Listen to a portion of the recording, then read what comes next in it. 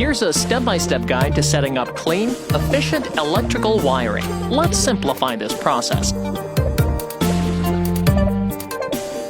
Starting with a blue wire, cutting it to the right length and using a wire stripper to carefully remove the insulation.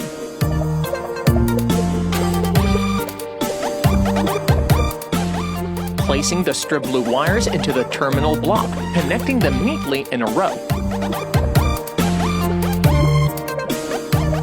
Stripping their ends and fitting them into the right slots in the terminal block, double-checking the placement to ensure everything aligns perfectly.